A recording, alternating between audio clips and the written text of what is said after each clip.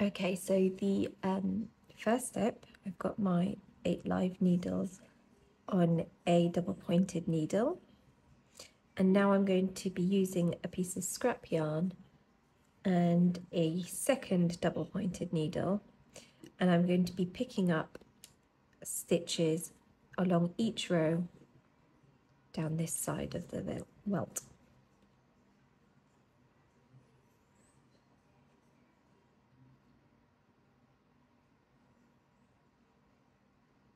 So we're going to be picking up one stitch for every row up until we get to the top where all the live stitches are.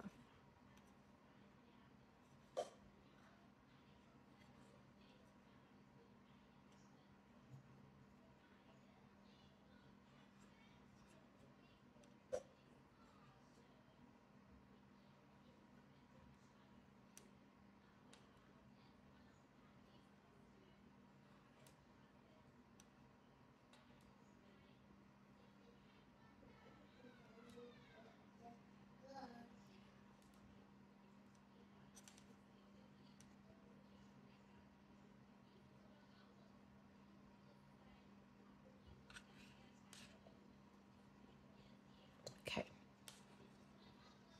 so we stop here. We can see that this stitch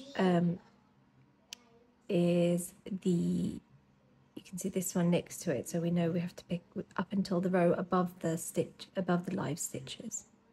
So that's up until here. So this is the first side picked up, and now we're going to do exactly the same along the other side. Okay, so we've now picked up stitches along both sides of the welt, and we have prepped our 8 stitches by putting the 8 live stitches by putting them onto a double pointed needle. So now we can start to work the double welt. So what we're going to do is we are going to do a backward loop cast on, and then we're going to knit one, and we're going to alternate those 2 steps until we get to the end of those 8 stitches. So we've done backward loop cast on, knit one, then again backward loop cast on, knit one, backward loop cast on, knit one, and we're going to do that till the end of the row. So we've reached the end of the row here, and we're going to, now all the live stitches have been knit, and we're going to make one more backward loop cast on, and then we're going to join that first side. So it's the first vertical horizontal join. So what we need to do, we need to pick up the right leg of the first stitch next to that final live stitch that we have just knitted. So we pick that up, place it onto the left needle, and then we're going to do a slip slip knit of these last 2 stitches. So slip, slip, I'm going to knit them together. The first one will be a bit loose. At the end we can pull on all these strings and we'll tighten that up, and it'll sit nice and flush. So that's our first row done.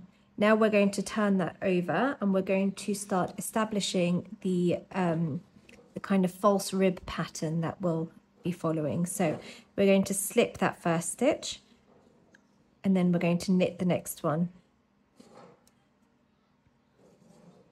Slip the next one with the yarn in front, knit one, and we're going to do that until we reach the end of the row, and then we'll work exactly the same as we just did before.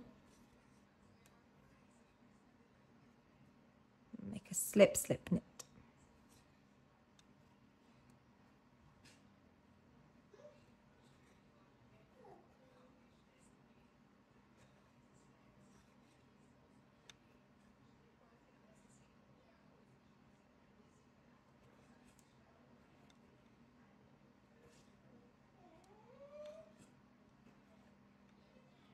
So we've reached the end now, and we have that first backward loop cast on stitch, and that's the one that we will be slipping knitwise. and we slip that first stitch from the left needle, and then we knit them together through the back loop. And again, this will all look nice and flush once you've tightened all the yarns. And now we work back, and we're just going to be carrying on repeating these 2 rows until we've reached the depth of the welt that we require, that is stated in the pattern. So we'll just be knitting the knits and then slipping the pearls purlwise with the yarn in front. So we're reaching the end of the second, and this is a row that you'll be following from now on. So the second row on the right side of the double knit, and we're purling all the purlwise with the yarn in front. So we're slipping all the purl stitches purlwise with the yarn in front and knitting all the knit stitches. And when we get to this last stitch, so in the